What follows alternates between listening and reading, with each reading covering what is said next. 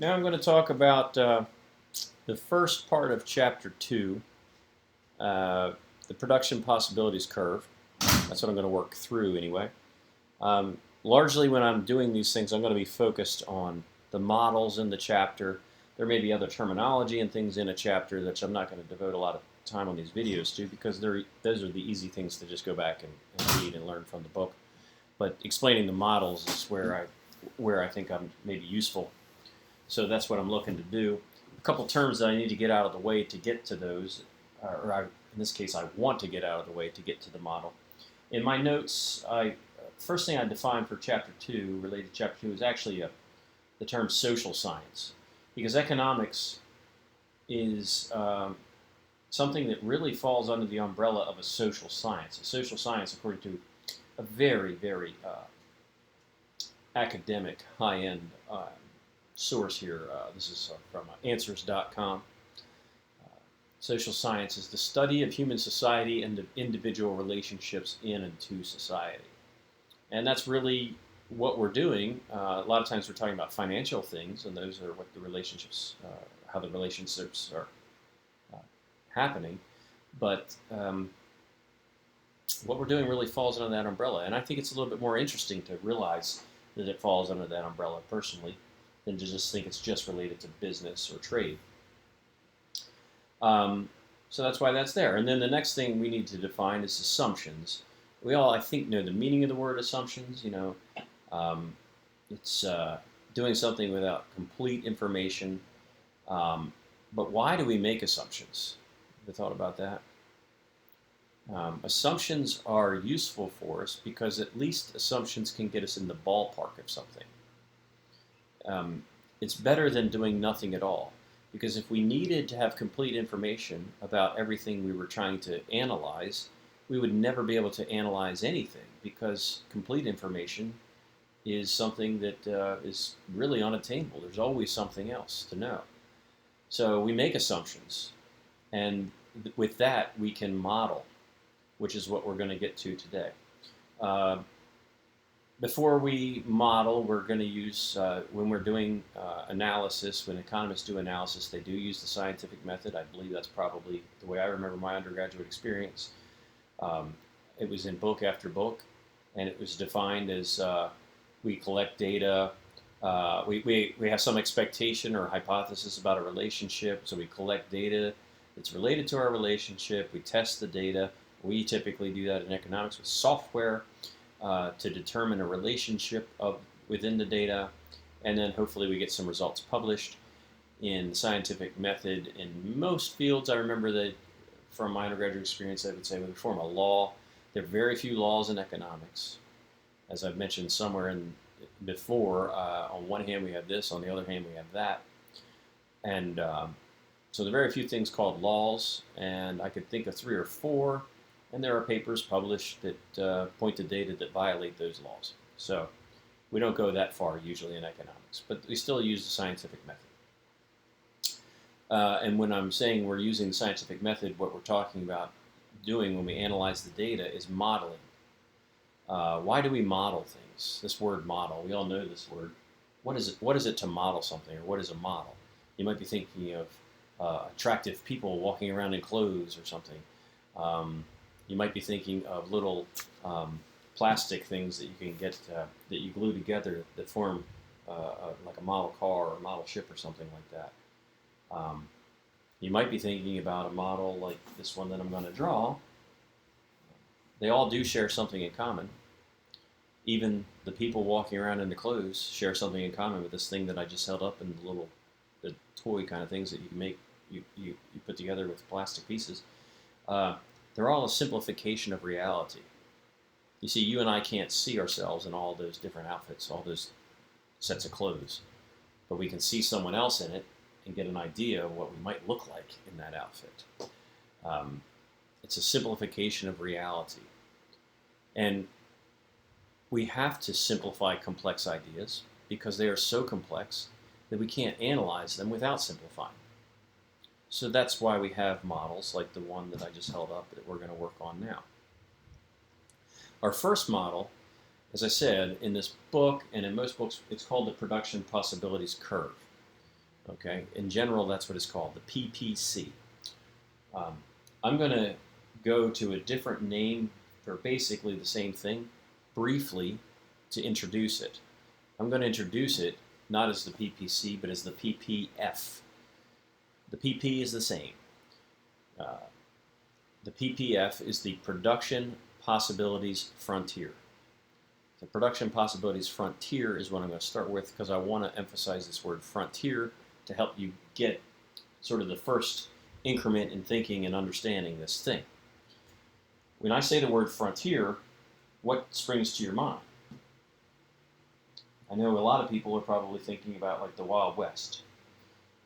Occasionally, people might think of Star Trek because the intro to at least the old Star Trek, and I think it's in the new Star Trek movies too, I'm not sure, they would start off by saying space, the final frontier.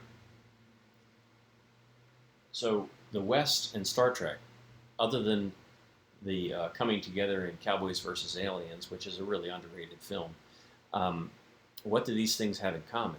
How can this be a frontier out in the Wild West, historic 1800s Wild West, with the cowboy movies and everything? How can that be a frontier in space in the Star Trek monologue be the final frontier? Well, it's about exploration of something new, right? So specifically then, what is the frontier? Like where in the Wild West, in those Western movies with Clint Eastwood or whatever, where was the frontier?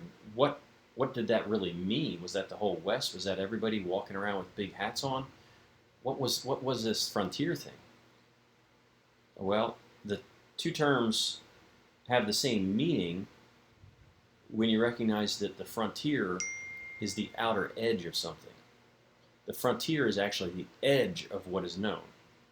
Beyond that is the unknown, the unexplored. That's why space was the final frontier. It's what was not yet explored back in the 70s when they made the William Shatner Star Trek shows. The Wild West, the frontier was the edge of the east of the European settlers moving west across this land. That was the frontier. So the frontier is the edge of something. And that's useful for grasping what we're going to do next. So let's suppose that you are taking two subjects. And you might be studying more than two subjects at a time. Let me get my thing aligned. There we go. You might be having more than two subjects, but we're only focused on the two subjects. So we could say we're going to look at these two things, all else held constant. Okay? And what we have here is this is called the first what's it called? The first quadrant 1 of the Cartesian coordinate plane. This is where we're going to work. This is not meant to intimidate people because I know we have people who, because I've done this for a long time, will say, "Oh, I hate math. There he is with the graph. I hate math. I don't want to do math," and they want to shut down. Forget about it. You're not shutting down. This isn't hard. Don't get punked out. Okay? All that's going on here is that we have a number line going this way and a number line going that way. And right here is 0 of this number line. So bigger numbers are out there. And this is 0 of this number line, so bigger numbers are up there. That's about as complex as we need to get. Okay, so don't be punked out just because we're drawing stuff with graphs. All right, now, let's suppose you're studying these two things. These are your two classes. And in a given time period, like let's say a week, you have 12 hours to study. Okay. Now, let me hit pause on the thing for just a second to tell you about a movie. If you haven't noticed from these videos, I happen to like movies a fair amount. There was a movie made in the 80s called Say Anything. It had John Cusack in it. I know you don't know who John Cusack is because I've been telling this story a number of times, and he's not really from your generation. He's more from my generation, except that John Cusack was the star of Hot Tub Time Machine. Now, I know 2 or 3 people watching this go, "Oh, that guy. I know that guy." Yes, that's John Cusack. And the 2 or 3 other people will remember what movie I'm talking about when I remind you of this. The movie Say Anything, for some reason, has had a movie poster that's been in college dorms and in the background of other movies since it was made. And the movie poster of Say Anything is a picture of John Cusack wearing a trench coat and a t-shirt that says The Clash, and is holding up a boombox like this on the front of the movie, or on the movie poster. And I know a few of you, reminding you that said, oh, that movie. It's a decent movie. It's from the 80s, but it's decent. In this movie, John Cusack is chasing a girl. Pretty standard movie stuff. The girl has a dad who's very protective of her because her mother has passed away, and so she's very important to him. And the girl really has her act together. If I remember correctly, they're high school seniors, or maybe it's the summer that they're graduating high school, and the girl has a scholarship to, I think, go to Oxford. So she's going places in life. She has her act together. She knows what's going on in the world, right? She's got a lot going for her. So the father is very protective of her because he doesn't want to see that derailed, right? And then here's the boy, John Cusack, a young John Cusack from 1986. And so he is not going as well. His life doesn't have the direction that hers has. Like, he wants to just do kickboxing for a living, and he's serious about that. Not very impressive to dads, but they like each other. So John Cusack has an obstacle in the way of his relationship with this girl, and that's the dad. But that's not his only obstacle. No, he has actually a bigger obstacle than the dad, who really doesn't like him because he's a threat to the daughter's well-being, and I get that as a dad, I have to say. No, his bigger obstacle is her calendar, because she's so organized and so together that every time he asks her out, she wants to go out with him, but every time he asks her out, she's looking at this planner. It's like a book calendar in it, and you fill it in with the stuff you have to do. She looks in the planner, and she's like, oh, I can't do that. I have swim team. I can't do that. That's when I'm studying for this. I can't do that. That's when I'm doing this and this. So she has the hardest time. He's finally like, okay, can we get together for breakfast at Saturday morning? She's like, okay, I can squeeze you in from 9:15 to 9:38. And that's his obstacles, finding the time for her to see him, and vice versa, because of this calendar, because she organizes everything down to the minute. Now, I'm telling you all that about that movie because we're going to proceed as if we live like that for a few minutes. We're going to pretend that that's us. We plan everything right down to the minute, and we utilize all of our minutes. So let's suppose we have 12 hours in a week to study across the two subjects of econ and history. Okay, that's 720 minutes. Okay, so let's go back and apply this, what we're saying, to our two number lines here. If I spend 12 hours of 12 hours studying history, how many hours may I study econ? 0, because I only have 12 hours. So I can plot that combination of studying econ and history. I would say 12 is there. As I said, the math we're going to do is not going to be terribly complicated. I'm just kind of winging it. 12 is about there. So that is the number combination. That's one production possibility. I could study all history and no econ. Does everybody see how that's a possibility? That is a possibility. We could do that. And that would mean 0 econ, 12 hours of history. Of course, at about the same distance away from what's called the origin here, I could also study 12 hours of econ. But can I study 12 hours of econ and 12 hours of history? No, that equals 24. So another production possibility I have is this combination up here of 12 hours of econ and 0 hours of history studying. Of course, I might, nothing to excess, as one of the Greek philosophers said. I might do things in moderation. I could do half and half. 6 plus 6 equals 12. I have 12 hours available. So that would be this, and that would be here and here. That's the combination. 6 hours of this and 6 hours of that. I could do 10 hours of this and only 2 hours of that. That might be like here, right? That'd be like 10 there, and that'd be like 2 there. I could thus do 10 of this and 2 of this, and that would be like here. I could even do 8 and 4, and that would be like, I don't know, about here. Or I could do 4 and 8. Or I could start dividing these hours up into minutes.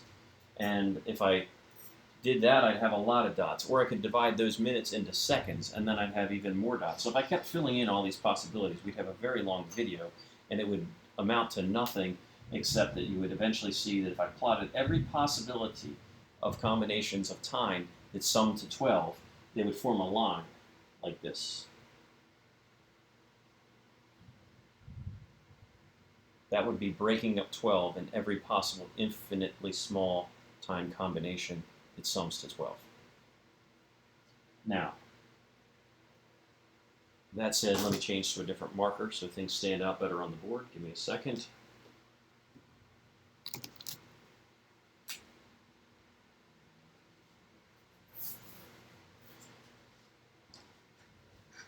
If I spend all my time studying history, what kind of grade should I expect to get in history?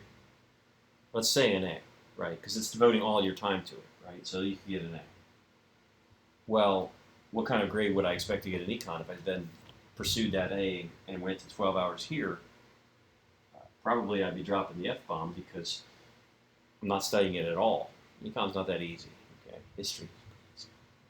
We're proceeding as if they're the same, okay? That's another assumption we're making here, that this person's mind works like linearly, and maybe that's not so. But anyway, it's a simplification of reality. Of course, you can see then, on the other hand, if I devoted all my resources to studying econ, I could probably pull an A in econ, but I'd be looking at dropping the F in history. And with our very, very simplification of reality, this person signed up for a 2.0 between these two at the beginning. You know, that's just simplifying things, because then halfway between A and F would be a C and a C. And then, of course, in moderation, we have the B and the D and the D and the B. So these are the grades we might be targeting with our choice of studying. And they all do work out to be a 2.0 because this is overly simple. So let me challenge this a little bit. Suppose I say, no, I don't want to just have a 2.0. I want to get a C in econ and a B in history. Can I do that?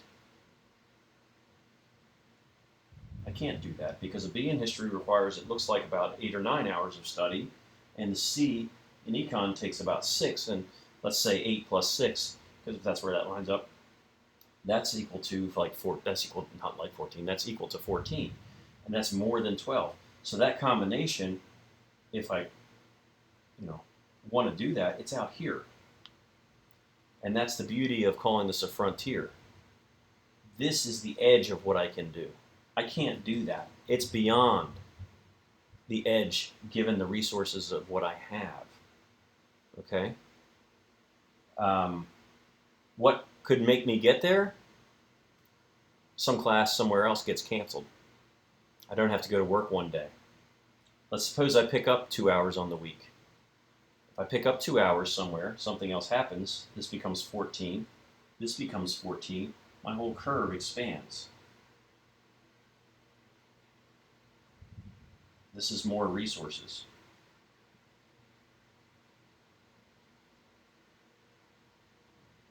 The impossible point, this was impossible. That's what we call it, because I can't get there. Not impossible, impossible. What was impossible becomes possible if I get more resources. Now, getting an A and an A is still, it's out here, it's still impossible. Unless I get a lot more resources. So hopefully that's making sense so far. But now, this is the person, the character from that movie. Movie characters, by definition, aren't like real people, right? She lived by her calendar, her planner, and every minute of her life was, planned out. She had her calendar, like now we have it electronic, so a little notification comes up, says it's time to study. And you say, oh, it's time to study. Boop, I'm sitting down and I'm studying econ, right? It's 5:40. It's time to study econ. I'm going to study 5:40. I have it till 6:05. I'm going to do 25 minutes at this time period of studying econ. And then we sit down. This is how you do it. You sit down and you study econ. I am studying econ for 25 minutes. Is that how it goes? Is that how it is when you sit down at your computer to study econ? Come on. 2/3 of you or 3/4 of you have already done these other things. How many have already checked your text messages or gone on the back of the screen and done something else. Or, ooh, I'm hungry. I'm going to pause it. I'm going to go up here and go get something to drink, or something to eat, right? Oh, I haven't seen the dog all day. Good dog. Good dog. I haven't seen it all day. Do we really, if we have 25 minutes available at a given time, or 30 minutes, or whatever you want to pick, do we spend all 25 or 30 minutes doing this? No, we don't. We come up short, which means we don't actually produce on our frontier in real life. It's our production possibilities. We could, because of the number of minutes and hours that we're subject to. But what we tend to do is fall short of where we aim. So let's say we were aiming at 6 and 6. We might actually land there, and we call this point inefficient. It's inefficient because it's not actually making full use of our resources. We have 12 hours available. We tend to goof off and lose some of those minutes. And that's where we tend to actually produce, is at an inefficient point. So we have what's possible, what's likely but is inefficient, and what is impossible with the given resources. We can get more resources. We could also get stuck in traffic. That's why this is why traffic sucks. This is the real reason traffic sucks. You never knew this till you had this class. The real reason traffic sucks is because it does this to our production possibilities curves. This is a loss of resources. And that's why traffic kills me. So this is I think I just used the word curve, but I was starting with frontier. This isn't very curved, is it? This is a straight line. This is an overly simplistic view, but it gives us the idea for the curve. And I'm going to stop recording, and then I'll start another video, maybe now or maybe even another day, I'm not sure yet, where I will add curvature to this and make this a little bit more than one person trying to study across 2 classes. We're going to look at this as the production of an economy as a whole.